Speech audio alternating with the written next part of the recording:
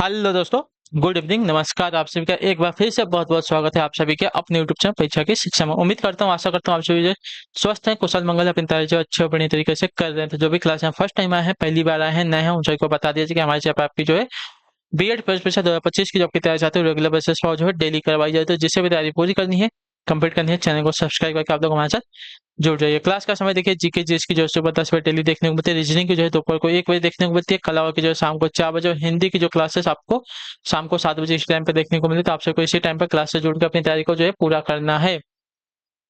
नीचे डिस्क्रिप्शन आपको Instagram Telegram का लिंक मिलेगा, हमें इंस्टाग्राम पे फॉलो कर लेंगे, टेलीग्राम चैनल को ज्वाइन करें। टेलीग्राम चैनल पर डेली बेसिस पे क्लास का अपडेट, बाकी जो एग्जाम के अपडेट आपको मिलेगा टेलीग्राम चैनल के माध्यम से मिल जाएगा। तो आप लोग जो है टेलीग्राम चैनल को ज्वाइन करके रखिएगा, ठीक है। क्लियर सबको, टेलीग्राम चैनल आप लोग मत छोड़िएगा, मिस मत कीजिएगा। चलेंगे क्लास स्टार्ट करेंगे बिना किसी देरी के। और क्लास स्टार्ट करने से पहले सभी से रिक्वेस्ट है कि जिसने अभी तक क्लास को लाइक नहीं किया वो लोग क्लास को लाइक करेंगे, चैनल को जिसने अभी तक सब्सक्राइब नहीं किया वो लोग चैनल को सब्सक्राइब करेंगे, और जिसने अभी तक क्लास को शेयर नहीं किया वो लोग जो है क्लास को शेयर करेंगे। तो चलेंगे क्लास स्टार्ट करेंगे। एक एक क्वेश्चन ध्यान से देखिएगा, उत्तर देने की कोशिश करते हुए आगे बढ़ते हैं। अनुनय विनय से भी न पसीजना, इनमें से किस मुहावरे का अर्थ है, बताइए। अनुनय विनय से भी न पसीजना, इनमें से किस मुहावरे का अर्थ है। तो आपका राइट आंसर हो जाएगा टस से मस न होना, ठीक है। ऑप्शन नंबर जो सी दिया गया है आपका राइट आंसर। टस से मस न होना का अर्थ है अनुनय विनय से भी न पसीजना, ठीक है। ऑप्शन नंबर सी राइट है। अगले क्वेश्चन की तरफ बढ़ेंगे, आपका है 52 नंबर। प्रत्येक का संधि विच्छेद, प्रत्येक, तो प्रत्येक का संधि विच्छेद का प्रतिधन एक, ऑप्शन नंबर बी राइट हो जाएगा, ठीक है। प्रत्येक का संधि विच्छेद का प्रतिधन एक हो जाएगा। ये आपका यड़ संधि का उदाहरण है, ठीक है। क्लियर है सभी को इसके बारे में। प्रतिधन एक, प्रत्येक का संधि विच्छेद है। अगला आपका साथी है 53 53 नंबर।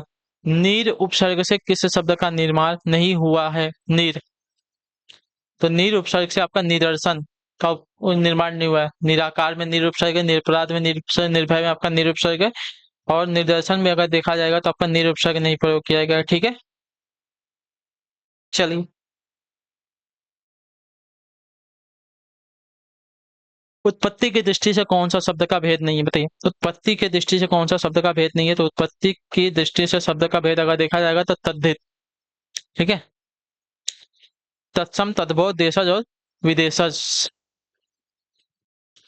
ये जो है उत्पत्ति की दृष्टि से शब्द के भेद हैं, लेकिन तद्धित जो है उत्पत्ति की दृष्टि से शब्द का भेद नहीं होता, ठीक है। क्लियर सबको इसके बारे में। चलिए, तद्धित जो है प्रत्यय का भेद होता है, ठीक है। तद्धित जो है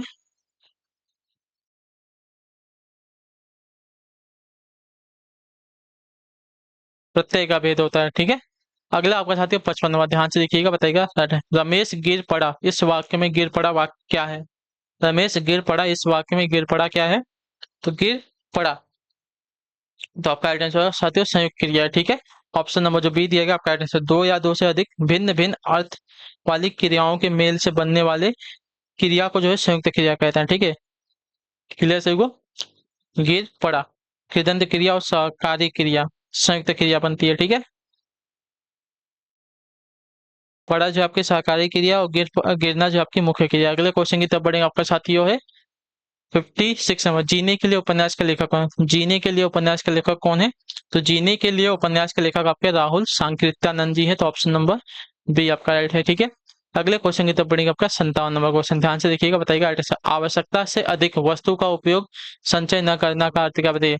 आवश्यकता से अधिक वस्तु का उपयोग संचय न करना का अर्थ क्या होता है।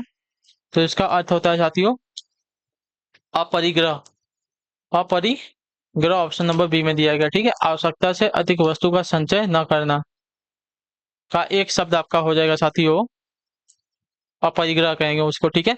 अगले क्वेश्चन की तरफ बढ़ा जाएगा 58 58 नंबर। आहूत का विलोम क्या होता है। आहूत का विलोम आपका अनाहूत होता है, ठीक है। ऑप्शन नंबर डी राइट हो जाएगा। चलिए, अगले क्वेश्चन की तरफ बढ़ेंगे, आपका है 59। पावक शब्द में प्रत्यय कौन सा है। तो पावक में अगर प्रत्यय की बात करें तो पावक, तो अक आ रहा है ना, पावक अक आ रहा है, तो आपका अक प्रत्यय लगा है, ठीक है। प्रत्यय जो है शब्दांश के अंत में लग के शब्द का अर्थ बदलने का कार्य करते हैं, ठीक है।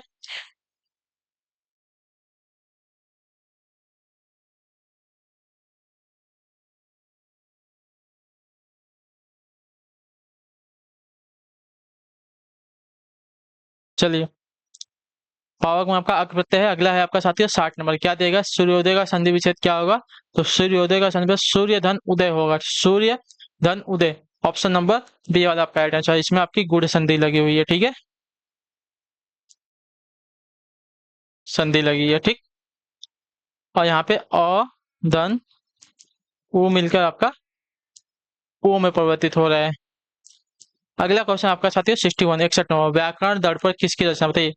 व्याकरण दर्ड पर किसकी रचना है, तो शिवपूजन सहाय की, ठीक है। ऑप्शन नंबर जो ए वाला दिया गया है आपका सही उत्तर हो जाएगा। व्याकरण दर्ड पर आपकी शिवपूजन सहाय की रचना। अगले क्वेश्चन की तरफ बढ़ेंगे, आपका है 62 62 नंबर, अभ्यर्थी में कौन सी संधि है, तो अभ्यर्थी में अगर संधि देखा जाएगा तो आपका यहाँ पे यड़ संधि है, ठीक है। ऑप्शन नंबर बी आपका ऐड होगा, ठीक है। अभ्यर्थी में आपका यड़ संधि लगा हुआ है। अगले क्वेश्चन की तरफ बढ़ेंगे 63 63 नंबर, इनमें से कौन सा शब्द आपका शुद्ध वर्तनी वाला है। शुद्ध वर्तनी वाला शब्द की बात की जाएगी तो देखिए, शुद्ध वर्तनी वाला शब्द आपका पारगम में, पारगम में आपका जो दिया गया है आपका ये वाला ऑप्शन राइट आंसर। पारगम में भी आपकी वर्तनी जो दी गई है शुद्ध है साथियों, ठीक। क्लियर होगा इसके बारे में, पारगम में जो वर्तनी दी गई है ऑप्शन नंबर ए में शुद्ध हो जाएगी। इसका अर्थ होता है जिसके पार जाया जा सके उसको पारगम्य कहेंगे। 64 चौथा, अवलोकन में प्रयुक्त उपसर्ग कौन सा बताइए। अवलोकन में कौन सा उपसर्ग लगा है, तो अवलोकन में उपसर्ग आपका अव लगा है, ठीक है। उपसर्ग क्या होते हैं, जैसे प्रत्यय लास्ट में लगता है उसी प्रकार उपसर्ग जो है शब्द के प्रारंभ में लगकर शब्द का अर्थ बदलने का कार्य करता है, ठीक है। तो अव में अवलोकन में आपका अ उपसर्ग का प्रयोग किया गया है। 65%, जब वह गाता है तब सभी शांत रहते हैं। इस वाक्य में जब वह गाता है क्या है, तो जब वह गाता है आपकी क्या है साथियों, क्रिया विशेषण उपवाक्य, ठीक है। ऑप्शन नंबर जो सी दिया गया आपका, जो वाक्य किसी क्रिया की विशेषता बताते हैं उन्हें आपका क्रिया विशेषण उपवाक्य कहते हैं। जब वह गाता है आपका क्रिया विशेषण उपवाक्य, ठीक है, तब सभी शांत रहते हैं। अगला क्वेश्चन 66 66 नंबर, हिंदी भाषा का कौन सा रूप मानक हिंदी के रूप में स्वीकार किया गया है, तो इसका राइट आंसर आपका हो जाएगा खड़ी बोली, ठीक है। ऑप्शन नंबर सी वाला राइट हो जाएगा। हिंदी का मानक रूप खड़ी बोली से विकसित हुआ है, इसलिए इसे जो है मानक हिंदी के रूप में स्वीकार किया गया है, ठीक है। चलिए 66 होगा। 67 67 नंबर, आलोचना का पर्यायवाची है क्या पता है। आलोचना का पर्यायवाची शब्द क्या हो जाएगा, तो आलोचना का पर्यायवाची शब्द आपके समीक्षा, निरूपण, गुणदोष, टीका टिप्पणी हो जाएंगे, ठीक है। ऑप्शन नंबर सी राइट हो जाएगा, ठीक है। आलोचना का पर्यायवाची शब्द समीक्षा हो जाएगा, निरूपण, गुणदोष, टीका टिप्पणी। चलिए 68 है, अतिवृष्टि का विलोम क्या होगा, तो अतिवृष्टि का विलोम आपका हो जाएगा साथियों अनावृष्टि, ठीक है। अतिवृष्टि अर्थात भीषण बारिश, भीषण बरसात, तो वर्षा बोल सकते हैं। तो अनावृष्टि जहाँ पे मतलब बारिश होता ही नहीं है उसको अनावृष्टि कहते हैं, ठीक है। अतिवृष्टि का आपका अनावृष्टि हो जाएगा। 69 है, निम्न में से किस वाक्य में क्रिया विशेषण अशुद्ध रूप में प्रयुक्त हुई है, तो इसका राइट आंसर आपका हो जाएगा साथियों मानसिक दास्ता सदाकाल से चली आ रही है, ठीक है। इसके क्रिया विशेषण में गलत उपयोग किया गया है, ठीक है। मानसिक दास्ता सदाकाल से चली आ रही है। बाकी सभी जो दिए गए हैं क्रिया विशेषण आप मेरी मदद करेंगे ना, सही है।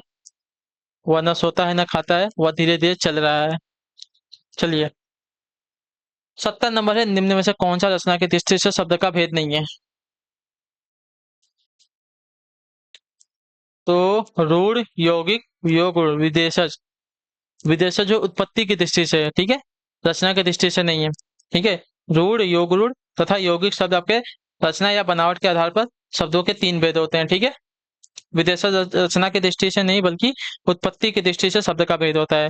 अगले क्वेश्चन की तरफ बढ़ेंगे 71 नंबर, राज ऋषि का संधि विच्छेद, तो राजा धन ऋषि होता है, ठीक है। राज ऋषि का संधि विच्छेद आपका राज ऋषि होता है, ठीक है। राज ऋषि, राज ऋषि का राजधन ऋषि आपका हो जाएगा ऑप्शन नंबर ये वाला। राजा ऋषि नहीं होता, राजधन ऋषि होता है। राज ऋषि का संधि विच्छेद, इसमें आपकी गुण संधि है। 72 नंबर, सब कुत्ते एक साथ दौड़ रहे हैं, इस वाक्य में कौन सा विशेषण है, तो सब कुत्ते एक साथ दौड़ रहे हैं, तो सबकी बात करें तो सब आपका जो है आपका अनिश्चित संख्यात्मक विशेषण हो जाएगा, ठीक है। अनिश्चित संख्यात्मक विशेषण ऑप्शन नंबर ए आपका राइट हो जाएगा। अगला आपका साथियों 73 नंबर, ध्यान से देखिएगा, बताइएगा। जिस संज्ञा से अनेक वस्तुओं अथवा प्राणियों के समूह का बोध होता है उसे क्या कहते हैं, तो जिस संज्ञा से अनेक वस्तुओं तथा प्राणियों के समूह का बोध होता है उन्हें आपका समूहवाचक संज्ञा कहते हैं। ऑप्शन नंबर जो सी दिया गया साथियों आपका राइट आंसर होगा, ठीक है। जैसे झुंड, मेला, परिवार, सेना इत्यादि सभी। अमीर खुसरो की रचनाएं किस बोली में रचित है, तो अमीर खुसरो की रचनाएं जो है आपकी साथियों खड़ी बोली में रचित है, ठीक है। अमीर खुसरो को जो खड़ी बोली का जनक भी कहा जाता है, इतना याद रखिएगा, ठीक है। अमीर खुसरो ने खड़ी बोली का प्रयोग काव्य भाषा के रूप में किया, इसलिए इन्हें खड़ी बोली हिंदी का प्रथम कवि माना जाता है, ठीक है। अगला क्वेश्चन 75वां आखिरी, हंसी का तत्सम क्या हो जाएगा, तो हंसी का तत्सम होगा हास्य होगा, हास्य। ऑप्शन नंबर डी राइट होगा। ठीक है, चलिए तो इसी के साथ जो आपकी क्लासेस आती है आज की यहीं पे कंप्लीट होती है, पूरी होती है। आई होप कि आपको क्लास जो साथियों अच्छी लगी, पसंद है तो क्लास को लाइक कर दीजिएगा, चैनल पे पहली बार है तो चैनल को सब्सक्राइब कर दीजिएगा और हमें जो है कमेंट अपनी राय क्लास के बारे में जरूर दीजिएगा, आपको क्लास कैसी लगी है। ठीक है, तो हम आपसे मिलते हैं आपकी अगली क्लास में, नेक्स्ट क्लास में कल सुबह वाली। तब तक के लिए टाटा बाय बाय, जय हिंद जय भारत। आपसे क्लास से जुड़ने के लिए बहुत बहुत ही धन्यवाद साथी।